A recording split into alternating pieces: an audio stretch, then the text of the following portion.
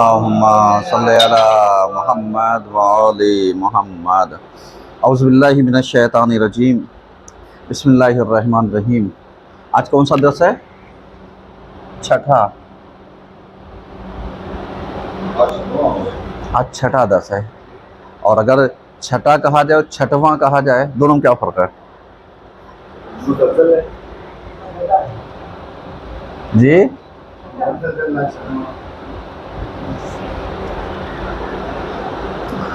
چلیے، بہرحال ابھی ہم وہاں تک نہیں جائیں گے، چونکہ ادھر گئے تو ٹائم جائے گا۔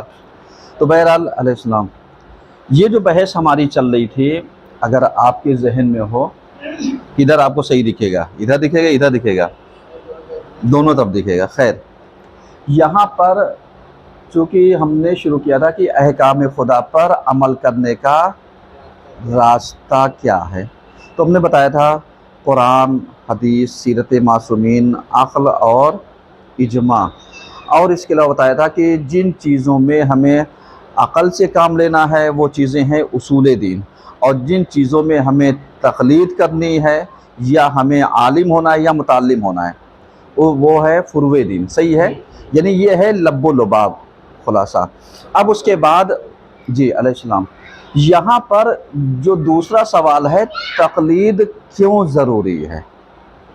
یہ بہت اہم چیز ہے جو آج یعنی بہت سارے علماء کے مخالف جو ہیں، مجتہدین کے جو مخالف ہیں، مراجع کرام کے جو مخالف ہیں، وہ سب سے بڑھ کر کے جو سوالات اٹھاتے ہیں اور پیدا کرتے ہیں، وہ کس چیز کے اوپر سوالات اٹھاتے ہیں؟ وہ تقلید کے اوپر ہی سوالات کو کیا کہتے ہیں؟ اٹھاتے ہیں۔ اور جب تقلید پر سوالات یہ پیدا کرتے ہیں تو نتیجہ کیا ہوگا؟ نتیجہ یہ ہوگا کہ ہم جب تک ان مرحلے کو اور سسٹم کو نہیں سمجھیں گے تب تک ہم کامیاب نہیں ہو سکتے۔ اس کے بعد جیسے ہی آپ یعنی دلیلیں لا کر کے شروع کر دیے تو ان کے اعتراضات ان چیزوں پر آ جاتے ہیں کہ صاحب امام کا نائب جو ہوگا وہ معصوم ہوگا، معصوم کا نائب غیر معصوم نہیں ہو سکتا۔ تو اگر آپ کے ذہن میں ہو تو پچھلے درس میں ہم نے کیا کہا تھا؟ ہم نے یہی کہا تھا جی کہ جو حقیقی نائب ہے، جو منصوص من اللہ ہیں، جو اللہ کی طرف سے معین ہے، اس میں یقیناً معصوم کا نائب غیر معصوم نہیں ہوگا۔ لیکن جہاں پر ایک عمومیت پائی جاتی ہے وہاں پر یعنی علیہ السلام معصوم کا نائب کیا ہوگا؟ غیر معصوم ہو سکتا ہے۔ اور جس کی سب سے بڑی دلیل یہی ہے کہ یہ جو ہمارے آخری امام کے جو نائب ہیں، کیونکہ بہت سارے افراد یہی کہتے ہیں کہ صاحب مجتہدین کہاں موجود تھے، مرجع کہاں پر تھے، یہ ولایت فقیہ کہاں پر تھے، ولی فقیہ کہاں پر تھے، ولی امر مسلمین کہاں؟ یہ سب اصطلاحات ہیں فقہ کی، اور یہ انہی اصطلاحات میں کیا کرنا چاہتے ہیں؟ پھنسانا چاہتے ہیں۔ جیسے ہمارے ائمہ کے زمانے میں یعنی لفظ مجتہدین استعمال نہیں ہوا ہے، یعنی اس معنوں میں جو آج ہم استعمال کر رہے ہیں، وہاں پر اس جگہوں پر لفظ وکیل اور وکلا کا لفظ استعمال ہوا ہے۔ کیوں؟ اس لیے کہ اس دور میں ائمہ نے اپنا یعنی اتنا بڑا ایک سسٹم نہیں بنایا۔ اگر آپ پانچویں چھٹے امام کو چھوڑ دیجئے تو بقیہ کسی امام کے پاس اتنا بڑا سسٹم نہیں تھا۔ مطلب یہ آپ اس چیز کو سمجھیے گا۔ اور جس دور میں انسان بہت زیادہ یعنی مشکلات، قید کی، سختیوں کی زندگی بسر کر رہا ہو، جہاں پر انسان تقیہ کی حالت میں ہو، وہاں پر کیسے کہے گا میں شیعہ ہوں؟ اب جب شیعہ اپنے کو وہ پہچانوائے گا نہیں، مطلب آزادی کی طریقے سے، ویسے جو ہے وہ تو ہے ہی ہے، لیکن آزادی کی طریقے سے جب وہ نہیں پہچانوائے گا تو کون ہوگا جو یہ کہے گا صاحب میں مجتہد ہوں؟ کوئی کہے گا نہیں۔ جب ہم اپنے پہچان کو، شیعیت کو اس دور میں چھپا رہے تھے، اور جو ہمارے ائمہ تھے ان کو قید کی، ان کو سختیوں کی، ان کو حبس کی، इनको जिंदानी की, इनको नजर बंद की जिंदगियां, या अगर ऐसे नहीं तो मालूम दिया कि जासूस मुअय्यन कर दिए। मतलब ये अहम बहस है, आप इस चीज को समझने की कोशिश कीजिएगा। क्यों? इसलिए कि जब आप इसको समझने की कोशिश कीजिएगा तभी आप इन एतराज़ात पर होने वाले सवालात का जवाब दे पाएंगे, वरना आप कंफ्यूजन में हो जाएंगे और आप कभी जवाब नहीं दे सकते। तो ये कंडीशन पूरी हो गई कि जहाँ पर यानी इंसान अपने आप को शिया कहने में छिपाता था पहचान, और जहाँ पर हमारे अइम्मा अगर घर के अंदर भी थे तो नज़रबंद थे, घर के अंदर थे तो नौकर चाकर या ज़ौजा की सूरत में जासूसीन हुकूमत के पाए जाते थे, ताकि ये पता लग जाए कि इनकी एक्टिविटीज़ क्या है। अब अगर ऐसे मौके पर हमारे अइम्मा उस वक्त के उलमा को, मरजा को, मुज्तहिदीन को पहचानवा देते तो ये तो बच जाते, वो ख़त्म हो जाते। आप मेरी बात समझिएगा, समझ में आ रहा है ना? यानी अगर अइम्मा पहचानवा देते तो हुकूमत जो थी जालिम और जाबिर, ये क्या कर देती? कत्ल कर देती। तो जो एक इमाम का सिस्टम चल रहा था दूसरे शहरों में, दूसरे मुल्कों में, दूसरी जगहों पर, कि जहां पर इमाम जा आ नहीं सकते थे, तो किसके जरिए दीन फैल रहा था? बताइए। यानी यही उलमा के जरिए, यही इमाम के नाइबीन के जरिए, यही इमाम के मुज्तहिदीन के जरिए।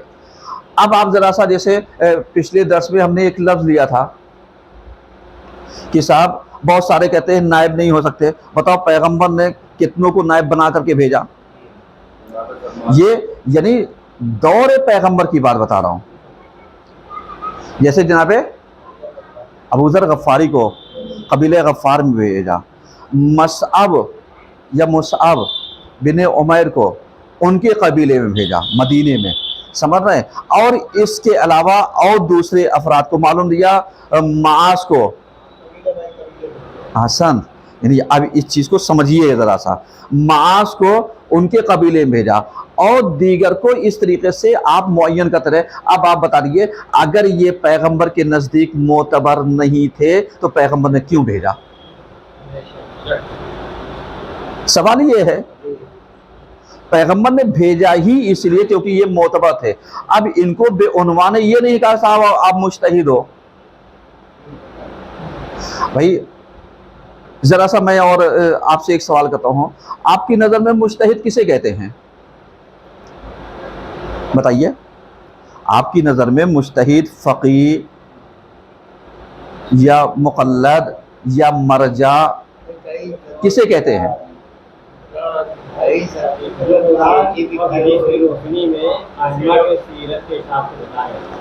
यानी अब आप समझिए यहाँ पर कि जैसे हमारे अइम्मा ने, बहुतों की तारीख है, अगर यकजा किए बहुत सारे नाम निकलेंगे, इमामों ने हमारे कहा तुम क्यों नहीं फतवा देते? ये लफ्ज़ फतवा का लफ्ज़ आया है। फतवा कौन देता है?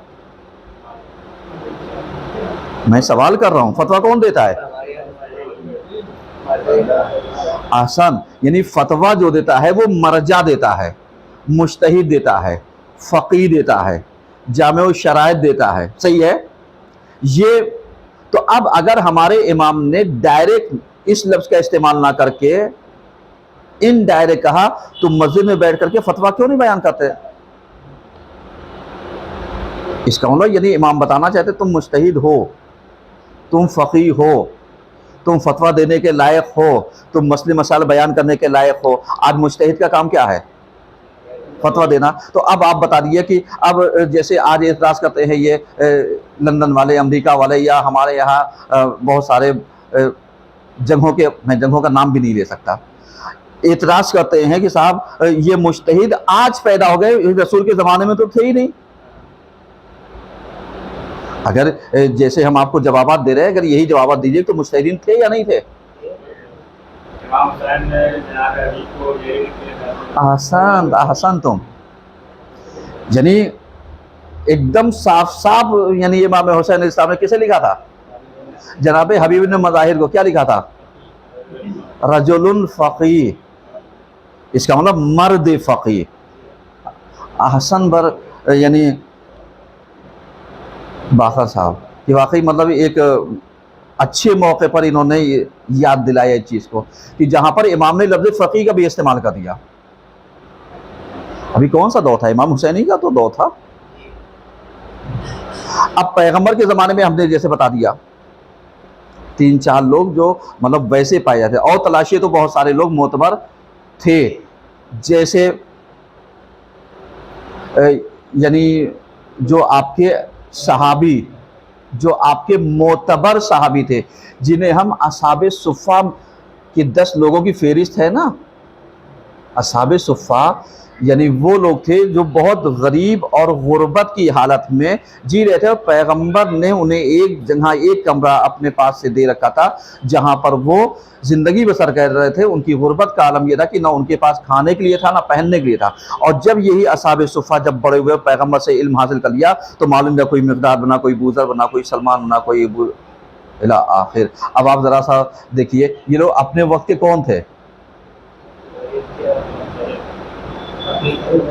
اپنے وقت کے عالم تھے، فقیہ تھے. صحیح ہے، اپنے وقت کے اگر کہا جائے مرجع. ہم مرجع کسے کہتے ہیں تاکہ آپ اس چیز کو بھی سمجھیے تھوڑا سا. مرجع کسے کہتے ہیں؟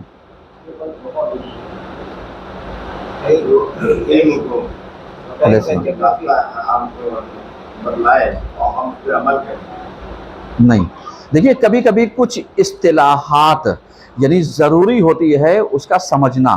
مرجع اسے کہتے ہیں یعنی جہاں پر لوگ رجوع کرتے ہوں، یعنی وہاں سے ان کا اٹیچمنٹ ہو. یعنی معلوم ہے جیسے ہم کہیں ہمیں اگر کوئی ضرورت ہوگی تو ہم فتویٰ کس سے لیں گے؟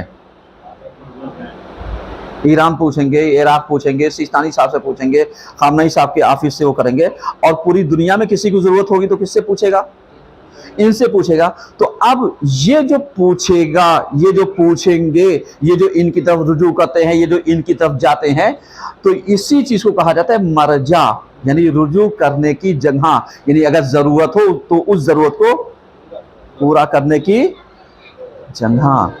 سمجھ میں آ رہا ہے؟ تو اب اسی کو اگر مرجع کہا گیا تو اس کا مطلب یہ تھا کہ جہاں پر ہم بے دھڑک اپنے عالم سے سوال کر سکتے ہیں، پوچھ سکتے ہیں.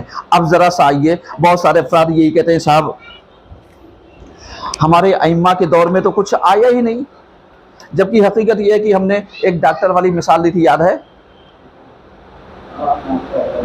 علم کی مثال دی تھی، یاد ہے؟ آج جو سب سے بڑا اعتراضات یعنی علم کے اوپر ہوتا ہے وہ جانتے کیا ہوتا ہے؟ وہ یہی ہوتا ہے کہ صاحب جب پیغمبر کا علم ایک، ائمہ کا علم ایک، قرآن ایک، حدیث ایک، یہ آ کر کے فتوے اور ان کے نظریات الگ الگ کیسے ہو جاتے ہیں؟ یہی تو اعتراض کرتے ہیں، جبکہ یہ بھول جاتے ہیں کہ اپنے وقت میں اگر دیکھ لیں امام حسن نے صلح کیوں کی، امام حسین نے جنگ کیوں کی؟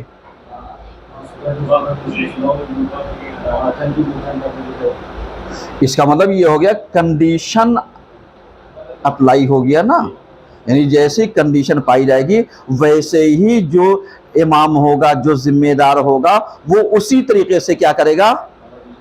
عمل کرے گا. اور اس کی بہترین مثال اگر آپ دیکھیں تو علی بن یقظین ہیں، جنہیں 8ویں امام نے کہا پہلے وضو ایسے کرتے تھے اب ایسے کرنا، اس کے بعد پھر جب وہ ہوا کہا اب ایسے نہیں ایسے کرنا. اس کا مطلب کیا تھا؟ اس کا مطلب یہ تھا کہ آج ہم اعتراضات کرتے صاحب ان کے مسئلے الگ، ان کے مسئلے الگ، ان کا فتویٰ الگ، ان کا نظریہ الگ. تو جیسے ڈاکٹروں کی تجویز کسی بھی پیشنٹ کے لحاظ سے الگ الگ ہو جاتی ہے، اسی طریقے سے مرجع وقت علماء کرام مجتہدین کے درمیان ان کی جو تحقیقات ہوتی ہیں، ان کا جو زاویہ نگاہ ہوتا ہے، ان کا جو علم ہوتا ہے وہ کیا ہو جاتا ہے؟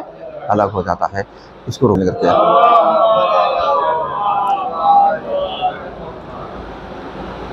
تو جو چیزیں بتائی جا رہی تھیں کہ مطلب اصطلاحات کو اگر ہم لوگ سمجھ لیں گے تو بہت ساری چیزیں کیا ہو جائیں گی؟ سمجھنے میں آسانی ہو جائے گی، اور جو اعتراضات ہیں اس کے ہم جوابات بآسانی دے سکتے ہیں.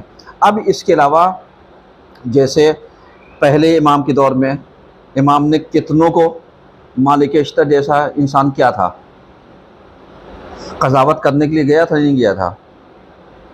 یا اس دور میں مطلب جو دھوکہ کھایا تھا ابو موسیٰ اشعری جیسا، یہ سب کیا تھے؟ अपने जगह पर बैठे हुए दूर अंदेश नहीं थे, मौका शनास नहीं थे, आबिद थे और आलिम थे, लेकिन धोखा खा गए। खैर, उसके अलावा यानी जो चीज़ें यानी आज हमें ज़रूरत पड़ती है वो यही कि हम मुज्तहिदीन की तरफ रुजू क्यों करेंगे। अब यहाँ पे ये सवाल अब आप देखिएगा, इतनी बातें हमने जो कही हैं वो मुकद्दमतन कही आपको समझाने के लिए, ताकि अगर इसके मुतालिक किसी को कोई सवाल रह जाए या ना समझ में आए तो वो पूछ सकता है। हमारे पास फेरिस्त है यानी सारी चीज़ों की, हो सकता है एक आधे इमामों के दौर में तलाश आ जाए तो मिल जाए, वरना ना मिल पाए, वरना हर इमाम के दौर में इमाम के शागिर्दान जो थे ये ख़ुद अपने वक्त के क्या थे, मुज्तहिदीन थे, अपने वक्त के फ़क़ीह थे, अपने वक्त के आलिम थे, अपने वक्त के वकील थे और अपने वक्त के नायब थे।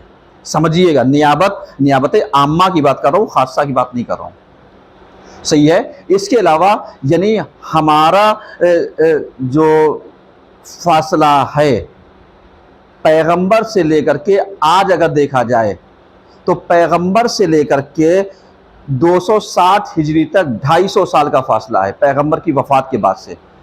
उसके बाद 250 साल तक तो हमारा इमाम मौजूद था, उसके बाद यानी 260 हिजरी से लेकर के 329 या 31 हिजरी तक ये हमारे 4 नायब का दौर शुरू रहा है, दौर शुरू रहा है। अब ज़रा सा आप आइए, ये तो हम आखिरी इमाम तक पहुँचते हैं। इमाम हसन अस्करी इस्लाम की एक हदीस पेश करता हूँ। इमाम हसन अस्करी इस्लाम जानते क्या कहते हैं? इमाम कहते हैं कि तुम्हें पता है कि क्या करना चाहिए क्या नहीं करना चाहिए? तो इमाम कहते हैं फ़अम्मा मन काना मिनल फ़ुक़हा, लफ्ज़ फ़ुक़हा, फ़ुक़हा फ़क़ीह की जमा है। यहाँ पर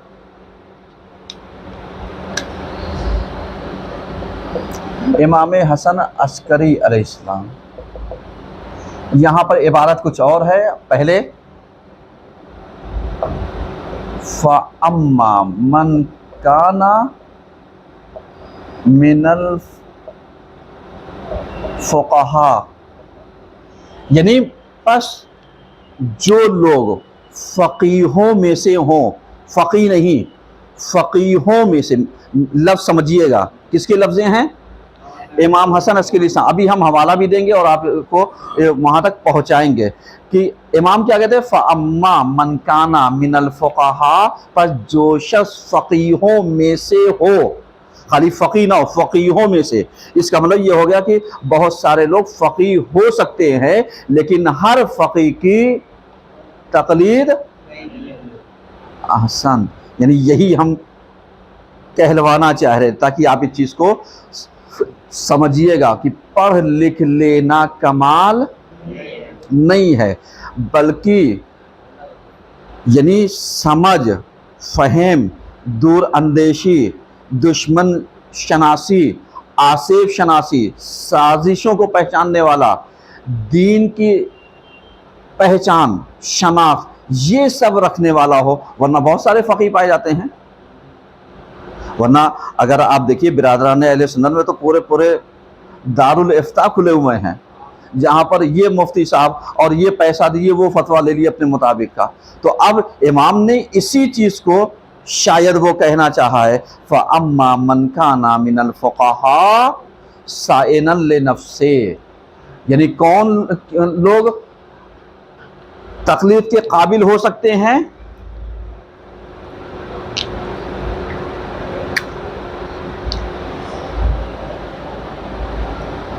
यहाँ पर इबारत को हम 2-3 हिस्सों में किए देते हैं। साइनन ले नफ्से, यानी जो अपने नफ्स को क्या करने वाला हो, क्या करने वाला हो, बचाने वाला हो, बचाने वाला हो। आज बहुत सारे अफराद ऐसे हैं, आलिम तो हैं लेकिन नफ्स के पैरोकार हैं, नफ्स पर कंट्रोल नहीं है। इमाम शर्तें बता रहे हैं, समझिएगा इस चीज़ को। साइनन ले नफ्से, उसके बाद हाफिजन ले दीने,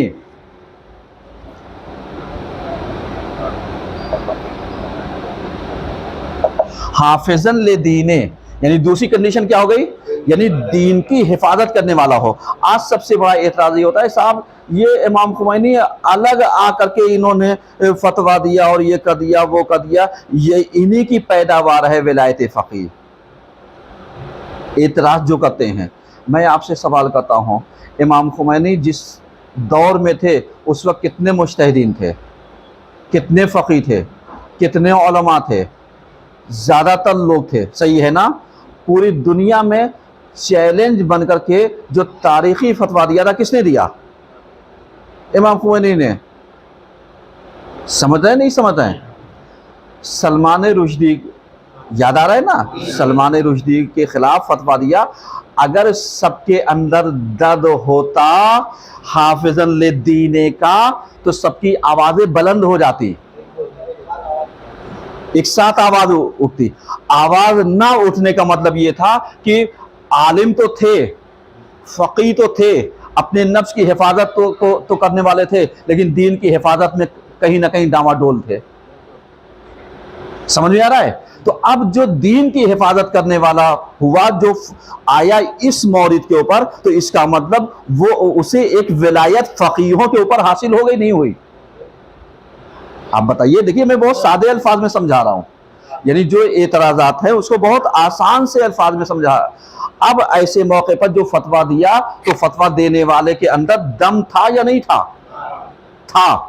اور ان کے فتوے کی کوئی کاٹ کر پایا ہو تو بتائیے؟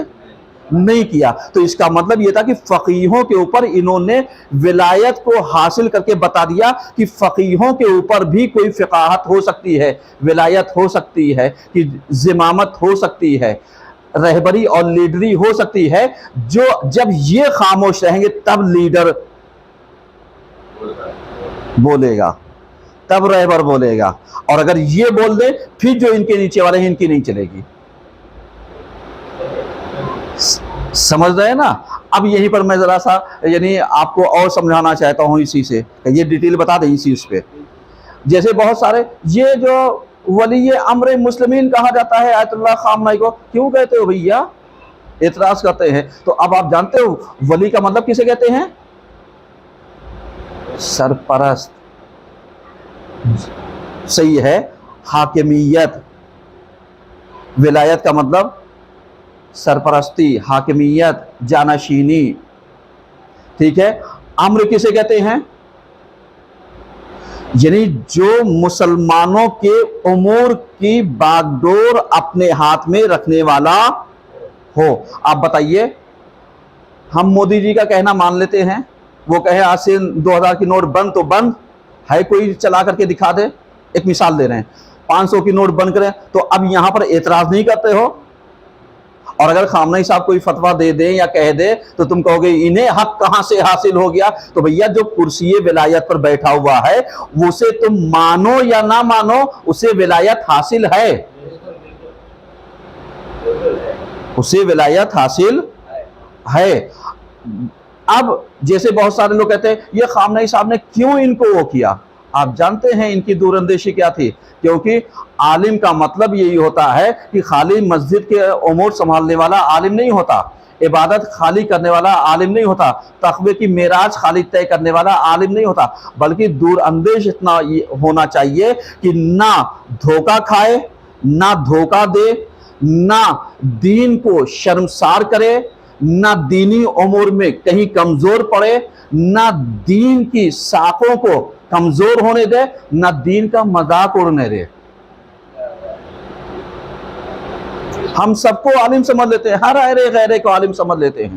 آپ سمجھتے ہیں اس چیز کا مطلب؟ اب آپ دور اندیشی میں بتاتا ہوں، جو لوگ کہتے ہیں کہ صاحب خامنہ صاحب کو کہاں سے مل گئی ولایت، کہاں سے مل گئی یہ ولی امر مسلمین، جا کر کے ان کی ہسٹری پڑھیے گا. اور یہ اس زمانے میں رہبریت تو خمینی صاحب کے مرنے کے بعد ملی ہے. خمینی صاحب کی زندگی میں خمینی صاحب نے انہیں کسی ملک میں بھیجا تھا، اور بھیجنے کے بعد جانتے ہیں وہاں کا بادشاہ اتنا چالاک تھا کہ اس نے اپنے محل کے انٹرنس کو اتنی آسانی سے ویسے بنوایا تھا کہ کوئی بھی کہیں کا بھی راشٹرپتی ہو، کوئی بڑا آدمی ہو، وہ بغیر سر جھکائے نہیں جا سکتا تھا. اور اس کے بعد کیمرے والے کہتے ہیں دیکھیں یہ سب سے بڑے ہیں, کوئی اپنے یہاں امریکہ کا بھی ہوگا, برٹن کا ہوگا, جرمن کا ہوگا, وہاں کا ہوگا, لیکن یہاں جب آئے گا تو سر جھکا کر کے آئے گا. اور اسی سازش کے تحت دعوت دی گئی ایران کو, کیونکہ ایران کا انقلاب آیا تھا, تو اب خمینی صاحب تو جا نہیں سکتے تھے, خطرات زیادہ تھے. انہوں نے بھیجا کسے؟ خامنئی صاحب کو. خامنئی صاحب تو اس وقت رہبر نہیں تھے نا, اور بھی مجتہدین اس وقت پائے جاتے تھے. انہیں چنا کیوں؟ انہیں چنا کیوں؟ اس کا جواب میں دیتا ہوں. چنا اس لیے, تاریخ پڑھیے گا, جب ان کو بھیجا گیا انہوں نے مشاہدہ کیا, دیکھا, سچویشن کو سمجھا, بھاپا, اور یہ سن رکھا تھا کہ صاحب یہ جو بادشاہ ہے یہ کہتا ہے کوئی بھی آئے گا میرے سامنے سر جھکا کر کے آئے گا. اب انہوں نے, ان کی دور اندیشی کیا تھی؟ یہ گئے اور جانے کے بعد جہاں سے سر جھکانے کی بات آئی وہاں انہوں نے پوچھ دکھائی اور اپنے سر کو جھکا کر کے انٹرنس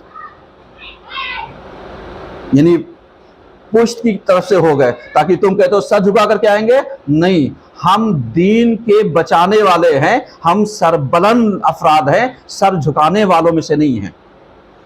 سر تو کٹ سکتا ہے لیکن سر جھک نہیں سکتا. یہی ان کی دور اندیشی تھی کہ جس کے بعد خمینی صاحب نے یہ کہا تھا کہ اگر ہم میرے بعد کوئی رہبر بننے کا لائق ہے اور حقدار ہے تو صرف اور صرف خامنئی صاحب ہیں. بقیہ مجتہدین تو بہت سے ہیں, لیکن جو ان کی بصیرت, جو ان کی دور اندیشی, جو ان کے اندر حاکمیت, یہ سب عام انسانوں کے اندر نہیں پائی جاتی. اب آپ ذرا سا اور دیکھیے, یعنی یہ تو میں نے اس کو حافظاً لدین ہے. اس کے بعد آپ جانتے ہیں کیا ہے؟ اس کے بعد مخالفاً علی ہوا کر کے ہے, یعنی دو عبارتیں ہیں اس طریقے سے.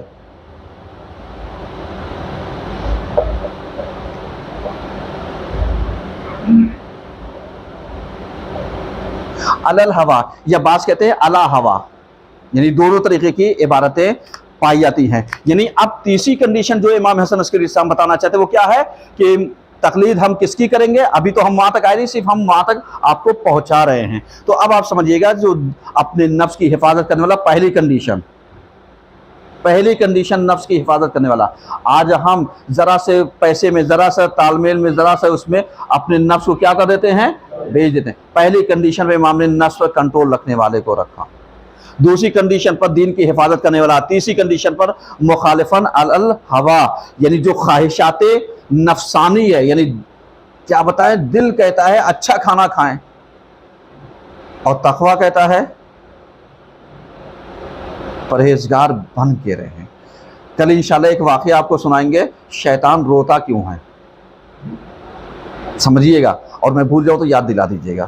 سمجھ رہے ہیں؟ 2 منٹ شاید میں آپ کے ایک آدھے منٹ اس بات کو پوری کرنے کے لیے بولوں. اب اس کے بعد مطیعاً لامر مولا, چوتھی چیز امام کیا کہتے ہیں؟ مطیعاً لامر مولا, امر مولا کا مطیع ہو, بہت اہم بات ہے. امر کسے کہتے ہیں؟ امر جب ہم کہتے ہیں اولی الامر, سمجھ میں آ رہا ہے؟ امر کہتے ہیں حاکمیت کو, امر کہتے ہیں کام کو, امر کہتے ہیں ذمہ داری کو. یہ سب معنی ہیں الگ الگ, اور ہر چیز کے معنی الگ الگ جگہ پر استعمال ہیں. اور یہ جو آج اخباریت ہماری طرف اعتراضات کرتی ہے, اس کا ریزن یہی ہے کہ وہ ہر معنی کو ایک ہی جگہ پر لا کر کے فیڈ کرتی ہے, ہر لفظ کو ایک ہی جگہ پر لا کر کے فیڈ کرتی ہے تاکہ وہ کنفیوز کر دے. اور اگر آپ ہر لفظ کے جہاں جہاں معنی الگ الگ استعمال میں ہیں, اگر اس کو آپ سمجھ جائیں گے تو آپ کہیں پر کنفیوز کریٹ نہیں ہو سکتا اور آپ کنفیوز نہیں ہو سکتے. اب اس کے بعد مطیعاً لامر مولا, مولا کسے کہتے ہیں؟ مولا سب سے پہلا خدا, اللہ نے اپنے آپ کو مولا کہا ہے. دوسری کنڈیشن پر نبی, یہ بھی مولا. تیسری کنڈیشن پر ائمہ, یہ بھی مولا. اب اس کا مطلب کیا ہوا؟ اس کا مطلب یہ ہو گیا کہ مطیعاً لامر مولا, یعنی جو بھی حاکم بنے گا, جو بھی زمام حکومت پر آئے گا, جو بھی مجتہد کی کرسی پر بیٹھے گا, جو بھی فتوے کے لائق ہوگا, اس کے اندر یہ 4 کنڈیشنیں جب پائی جائیں گی تو ہمارا یہ امام کہتا ہے کہ یہ 4 شرطوں کے بعد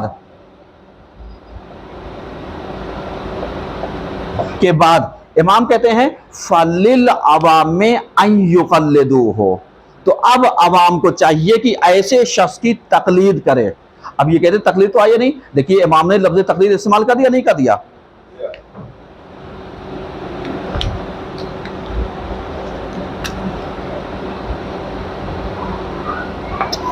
فَلِلْعَوَامِ أَن يُقَلِّدُوهُ، یعنی امام بتانا چاہتے ہیں کہ اب جس کے اندر یہ شرطیں پائی جائیں گی اسے چاہیے کہ ایسے شخص کی کیا کرے؟ تقلید کرے۔ بقیہ باتیں انشاءاللہ کل۔ صلوات پڑھیے سب مل کر کے۔